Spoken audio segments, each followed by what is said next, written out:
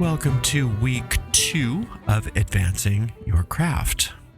This is the third course in our trilogy of non-denominational witchcraft. Let's just review what we went over last lesson. First thing was to put away all your magical tools. You can go back to them later. Just put them away, out of sight, out of mind. No crystal balls, no athames, no candles, no incense, no oils, no nothing. No magical tools. Review and update your magical desires. And we started to hint about how we're going to be working with powers rather than named deities over this next 6 weeks. We talked about the value of the witch's trance and working with that daily. We talked about the different phases of the mind, superconscious, conscious, and deep mind. And we gave you some daily spell work to do. So you had plenty to keep you busy last week. And this week, we are going to take things even further. Before we get into too many nuts and bolts, I want to talk about how it's important for us to come to an understanding that spiritual power is real. We know that it's real because spirit animates us. The principle of life itself animates us. The force that makes your heart beat and that keeps you breathing is the principle of life. It's the force of life, and that's a spiritual principle. As you work with all of these ideas in this course, you are more than likely to discover more and more how real this is. But if you don't understand the reality of something, it's hard to get benefit from it. But just like we take gravity for granted, even though we can't see it, we start to learn how to take spiritual powers for granted, even though we can't see them. When you take some time to think about the different aspects of our minds, like we talked about last week, just think about what is the superconscious mind? What is that? What is mind? Contemplating it. What is my surface mind or my conscious mind? Where is it? What are some ideas that I have about that? What is the deep mind or the subconscious mind? And you can even write some of these realizations down as you start to think about these things. What is spiritual principle? What are these things? What is spirit? And if you write these things down, you're going to start to realize that you have all kinds of wisdom that you'll never be able to find in books. And that's the true meaning of something that's occult. It's hidden, meaning that it's been hidden in you this whole time. And so as you start to contemplate these ideas, and if you write them down, you don't have to write them down, but if you do write them down, you'll notice that you're writing a book that is something that you could never find on Amazon. You could never find online anywhere. You're going to come up with a grimoire that is so much more powerful for you. The other thing that it's important, I think, for you to just start to contemplate is that having power is not a bad thing. You want to access the power that you were given. Think of it this way. If you were born with a talent for playing the piano, would it be too egotistical of you to practice?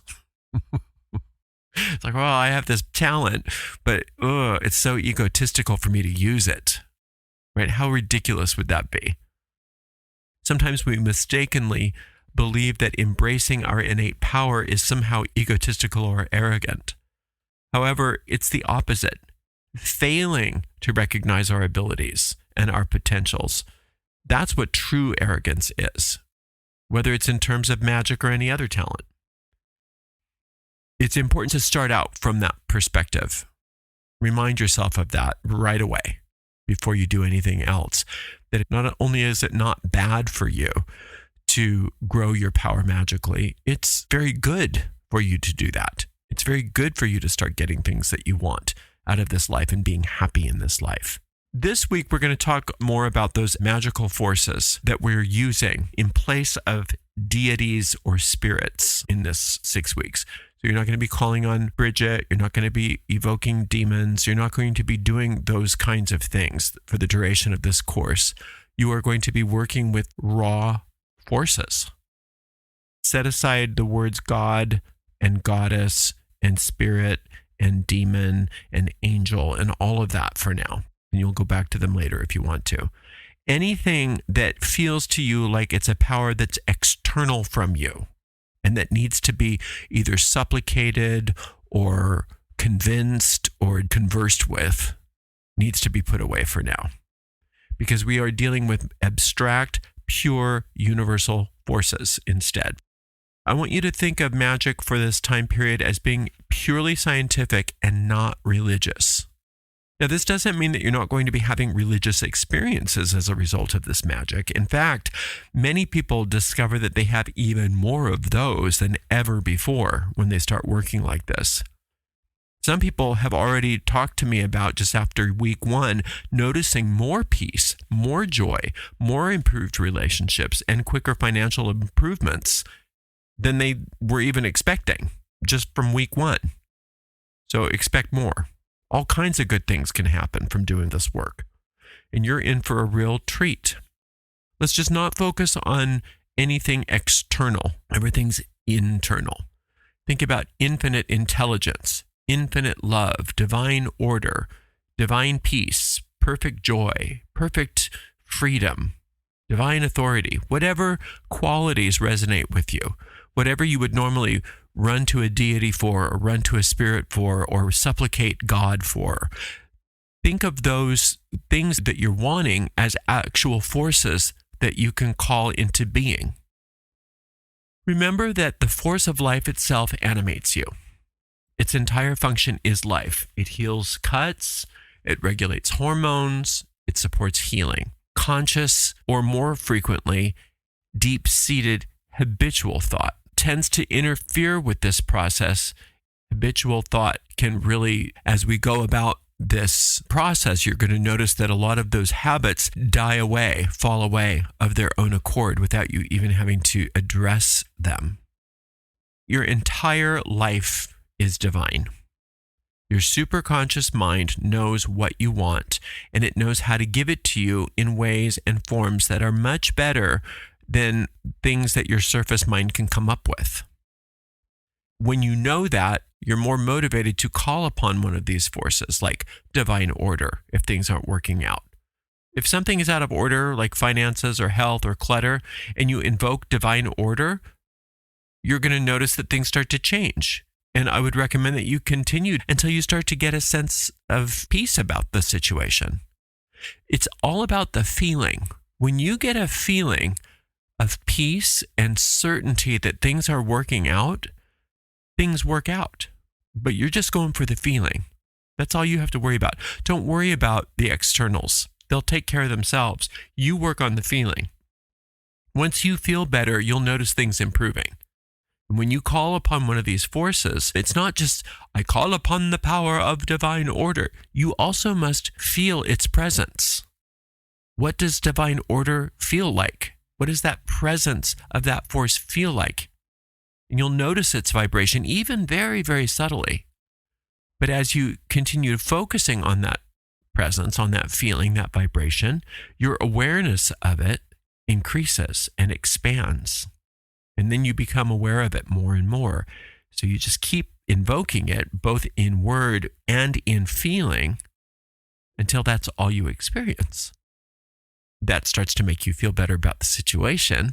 And when you start to feel better about the situation, you know your spell has cast. And you'll see it start to clear up.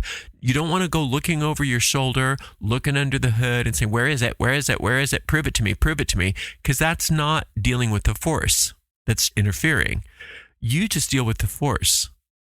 You deal with the force intimately and personally and start feeling better about the situation. And then let the situation take care of itself. Don't even worry about it.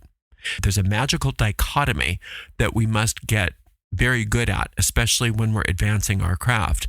And that's you have to want something and desire it deeply and then not have any investment in how or if it manifests.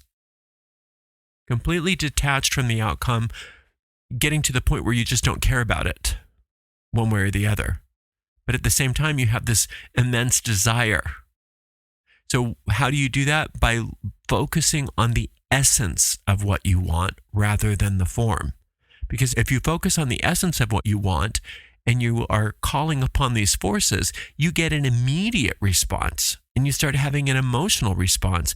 And once you start taking possession of that thing as energy in your body and you feel good, you don't care about the external. You know it's coming. And it's exciting once it shows up and it's fun, but you're no longer pushing it away by asking, where is it? Where is it? Where is it? I need it now. I need it now. Because that's the death of it all when you do that. When you command these forces, it's a better word than supplicate or beg. Because when you're begging and praying and supplicating, you're perceiving some deity or spirit being outside of you rather than something that you can become one with that is already there at any moment of time and point of space. When you start looking and dealing with all of these things as forces that are at your command, you're not asking them for something. You're not begging them for something. Begging for things like money is not powerful. The universal forces are not put into motion by begging. And it's very important to remind ourselves frequently that it's neither arrogant nor disrespectful to command the forces. Any more than it's not disrespectful for you to get up out of your chair and walk across the room. If you ask a friend, can you please hand me that? They do it. You don't grovel for it. You say, please pass me the salt, and they pass it to you. It's a command framed as a request.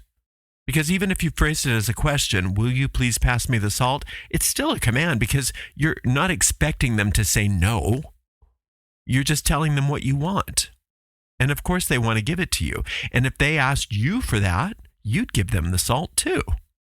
So asking, please pass me the salt, it's a friendly request. It's a type of command. Will you call me tomorrow?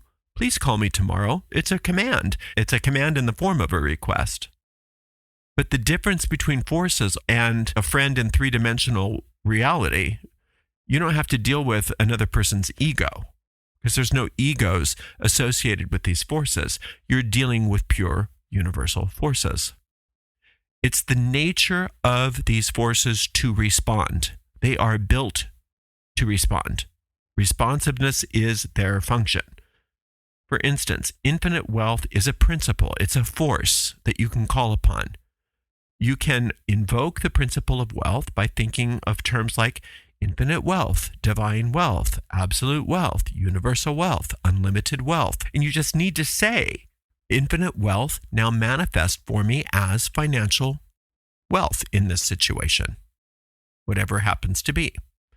And then it's up to you to feel what that principle, what that force feels like. Where do you feel it in your body? What does it feel like? What does perfect wealth feel like to you? Where is it? Do you feel it in your heart? I always feel these things up in my heart chakra, but not everybody does. There's a tingling, there's a relaxation, there's a peacefulness, there's a power, and you can just feel it vibrating. And the more you recognize that feeling of what universal wealth feels like, then the experience of that grows in your mind and in your experience, and you start to have more and more of an experience of that vibration. And then as that vibration starts to seep into whatever the situation is, you start to have a feeling of certainty and peace and joy about the situation. And you know it's all going to work out great because you invoked that principle. And you're no longer worried about that situation. You know it's just a matter of time and three-dimensional reality for it to clear up.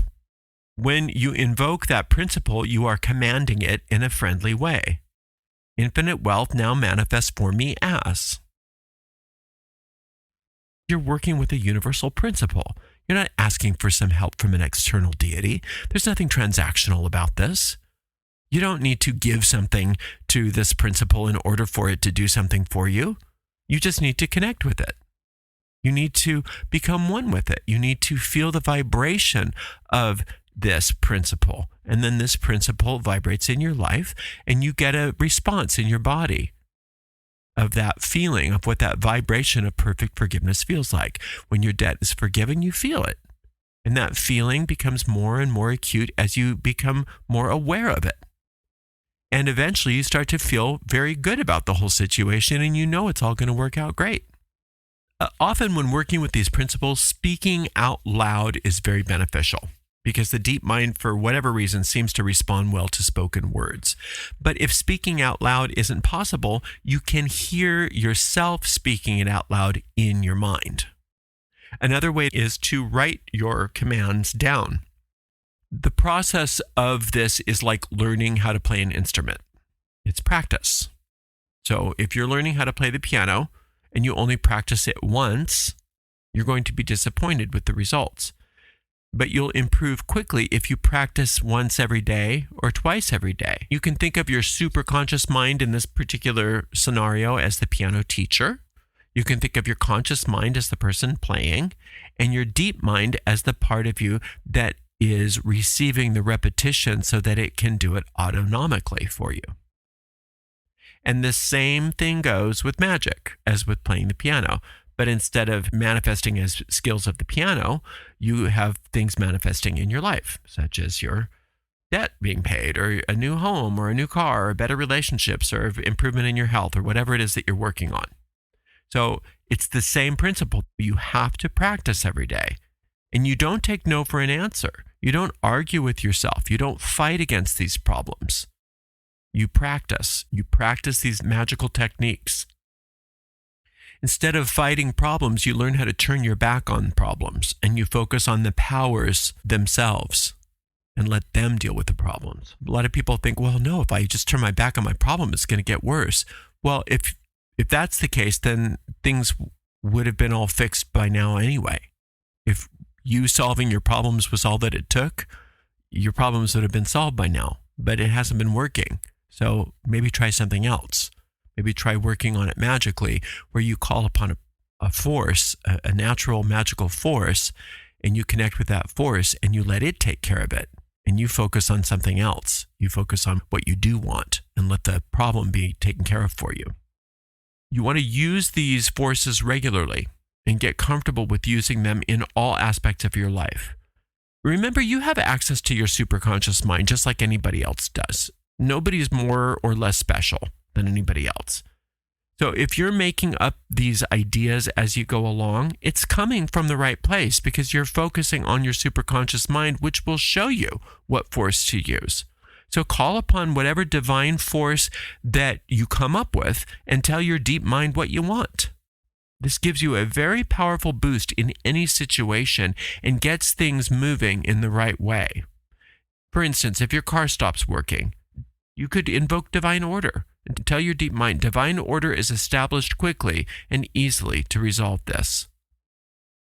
You can keep calling upon the divine force that you've chosen and get a sense of that vibration inside of you. That's the most important part. You want to feel the vibration of that force. And you just keep it up until you get a sense that little click. There's peace and certainty that the situation is working out. And if you have to take some action, you'll be guided to do the right steps. You won't need to spin your wheels anymore. You don't need to come up with ideas. You don't need to research things anymore because that gets you nowhere. You know where that gets you. It gets you all tense and worried, and it makes things worse, not better.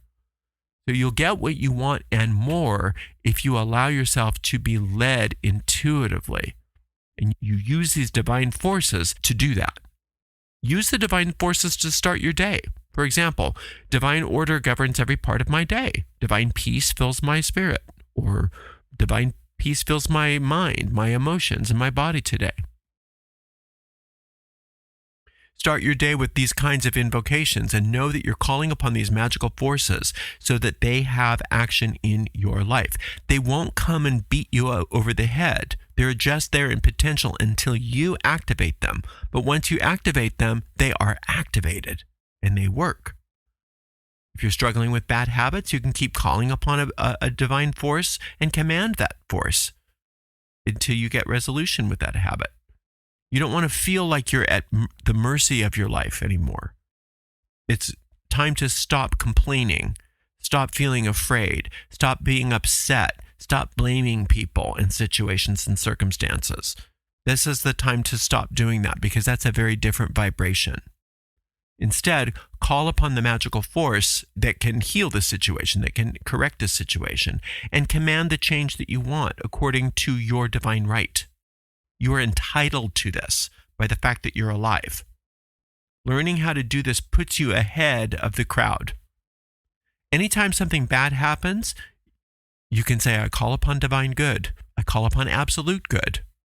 Only good can come from this. Or I call upon infinite good, and I extract all the good from this situation and let everything else disappear into nothingness. Feel that sense of what divine good feels like in your body. And keep that up for even a minute if you can, until you get that sense of peace about it, that little click. And the resolution manifests in short order. Don't take no for an answer, because remember, the infinite doesn't say no. We do. So don't allow yourself to negate these things. This week, in addition to working with these forces, I want you to start thinking again about the witch's pyramid. Remember that we're advancing your craft, so you have to understand how your power bodies and the pyramid work together in a more advanced way. Previously, we separated them to build them, but now we want to work on them as a synthesis. So the power of imagination, for instance, is crucial in magic. You can create mental movies that you work with daily. But think about this, it's part of your air body. Air is naturally unfocused, so your mind tends to wander. If you notice that you need to stay focused, call upon your fire body. Fire and air work well together. Fire condenses the air into a flame. Your fire body is your desire body. And when you deeply desire something, you stay focused on it much more easily. The imagination and the desire working together. Your fire body, when it's involved, it works with the air body to keep your mind focused on your desire. This focused desire helps you, if you are using visualization, to see your mental movie repeatedly. Without a desire, your mind's just going to wander all over the place because that's the nature of air. Faith is a core aspect of who you are. You can't be without faith. You don't need more faith. You already have all the faith you'll ever need. Your emotions indicate, though, what your faith is. Your emotions indicate what you have faith in. If you're feeling scared, worried, frustrated, tense, angry, or lonely, it means you have faith in something you don't want. So when working on your spells, you have to make sure that your emotions are relaxed and pleasant, because the pleasant emotions indicate that you have faith in the success of your spell. If you're worried about your outcome, it means that your faith is misdirected. So you want to pay close attention to your emotions. To maintain focus, you want to see your desire, and you can use verbalized incantations, affirmations, or commands to reinforce your intention until your emotions start to align with the faith in its success rather than being aligned to your problems. Those tense emotions indicate that you're misdirecting your faith towards something you don't want, and your life is heading in a direction you don't want it to head. So instead, you want to use your imagination and your desire bodies to focus on what you do want and aim for your goal. And you use the divine principles, those magical forces, to condition your deep mind and to keep at it until your energy shifts towards those peaceful and pleasant emotions. And when your emotions are more pleasurable, you know your faith is directed in the right place. So remember, I don't need more faith. I need to direct my faith toward what I want rather than toward my problems. That's the secret there. Remember, in the Bible, it says if you have faith as small as a mustard seed, you can tell a mountain to move and it will go into the ocean. Those are symbols. A tiny mustard seed has powerful faith because it knows how to grow into a mustard plant. It doesn't doubt its ability to do that. It has ultimate faith. The mountain represents obstacles or problems in your life. No matter how big your problem is, if you have faith, like a mustard seed, believing that you have what it takes, then the mountain will move. Your problem will cease to exist. So a person's spell will work because they are focusing on the emotions that represent what they want rather than what they don't want. They do that by using their faith, imagination, and their willpower. And remember, your willpower is your desire. You don't try to will things into being or control your deep mind or other people. That's not what willpower is. You will yourself to keep focusing on your desire, and then your fire will burn brightly. And then your imagination, your air body will be focused. It's like stoking a flame under a cauldron filled with water. The water is your faith, and it will bubble up and create a magical potion that brings about what you desire. The cauldron and the fire can be very powerful symbols in this respect. Use your earth body to support the water body and your faith by doing physical actions to prepare for your desired outcome. For instance, if you're casting a spell to achieve a specific weight or body size, you might start shopping for clothes in that size. This tells your deep mind that this change is happening now, which strengthens your faith. If you're casting a spell for a new home, maybe start browsing for household items like curtains and things. Just go window shopping or go browsing through internet shops.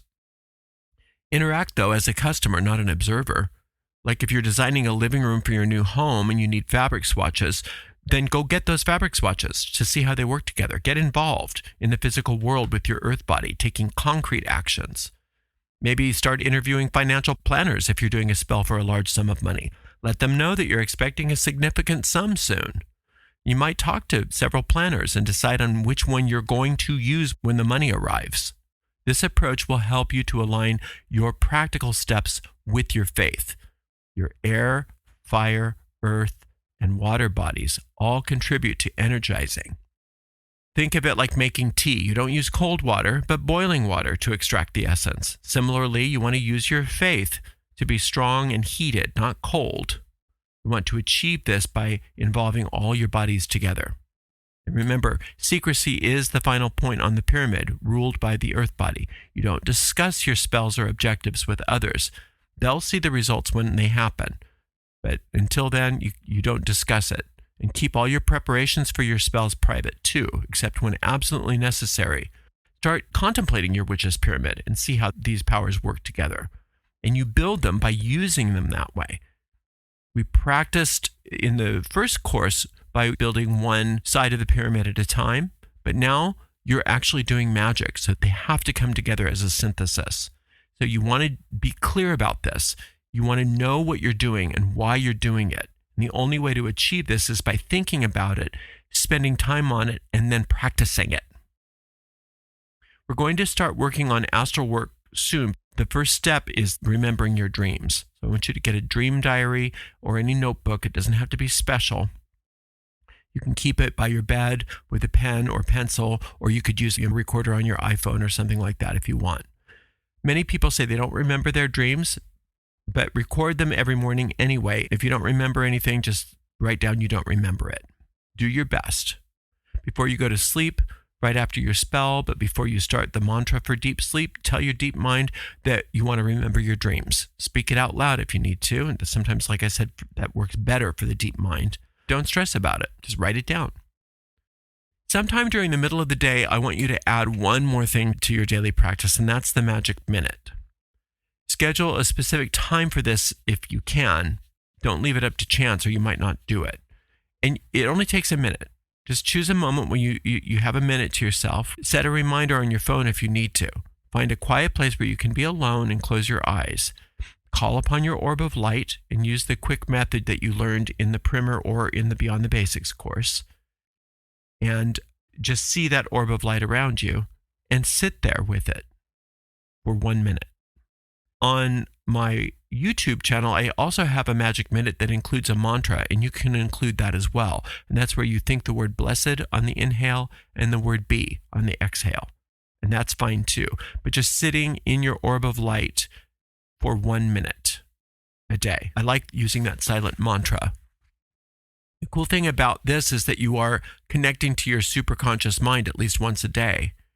And your superconscious mind doesn't need a lot of time. You can do 1 minute and that's enough. So if you do this for a minute, it's a great way to get that superconscious mind actively involved in your life.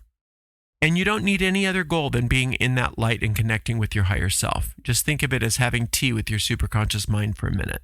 That 1 minute can take years of effort and struggle away from your life because you'll start thinking more ingeniously. You'll begin looking for solutions rather than running away from problems. Things will start to manifest quickly and easily and joyously. And you'll start to live the charmed life that you've always wanted to live. And people might wonder, what's going on with you? And that's fine. This practice is just 1 minute a day at a minimum. Now, you can do more if you want, but 1 minute is all you need. Doesn't take a lot of time. Finally, I want to talk about mental and spiritual alchemy. Alchemy is the process of turning a base metal into gold. What we are learning how to do is live your life so that whatever you have at hand is something that you can turn into gold. And in this context, gold can mean anything you need. It's anything valuable, whether it's spiritual, mental, currency, whatever you need. It can be physical wealth, health, good relationships, anything that you consider valuable. Think of the fairy godmother in Cinderella. She needed a carriage, so she used a pumpkin, rags, and mice. She made the best of what was at hand and turned it into something she needed. So that's what we're doing. The concept of magic is often kept secret by being hidden in plain sight. And one of the most powerful magical techniques that has been in the open for centuries and misunderstood as a moralistic principle is the golden rule. It's called the golden rule for a reason, because it's the rule for making gold. And people think that it means being a good person. It doesn't mean that necessarily. It's using a technique in order to create gold in your life. They've been saying it wrong for so long that people think that the golden rule means treat others as you would like to be treated. But that's misunderstood, because then people think it's sort of like a good karma thing, encouraging niceness without any expected inherent reward.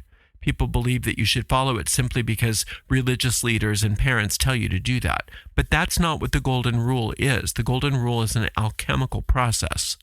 The real golden rule should be stated as treat others as yourself. This is because your deep mind interprets everything in your world as being a part of you. Whatever you do to anything in the world, whether it's a book, a person, an animal, a physical object, your deep mind takes it as a command. That's what I want. You're mistreating a person? Oh, okay, you want to be mistreated. If you feel guilty about something, your guilt signals the need for punishment. So if you're harboring guilt, your deep mind says, oh, you desire punishment. Got it. And it seeks the easiest way to achieve what it perceives to be your desire. And that traps you in a cycle. And the quickest way to address this is to start seeing things in your world as your deep mind sees them. And that's extensions of yourself. Remember, your deep mind perceives every person, thing, and circumstance as you. It doesn't sleep either. It observes and records everything. That's why any skilled hypnotherapist can make you recall what you drank on a specific date years ago. The deep mind remembers everything. And it's a multitasker too, unlike the conscious mind, which struggles at multitasking because it's not capable of it. But for the deep mind, it's no biggie. There's no past to the deep mind, no present, no future, here, there. It doesn't understand things like that. It doesn't comprehend things the way our conscious minds do. Therefore, it manifests things quickly when we really change our minds through our spell work.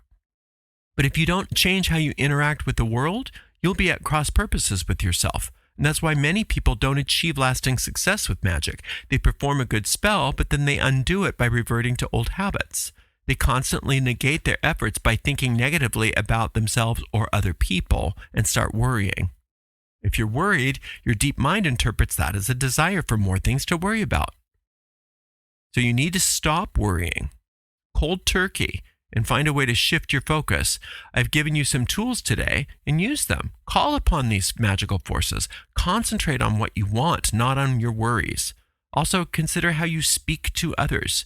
If you're mean, then your deep mind thinks you want meanness, and it delivers that. Instead, if you focus on being loving and kind, your deep mind says, oh, we're doing loving and kind. Got it. They're loving and kind. They want more love.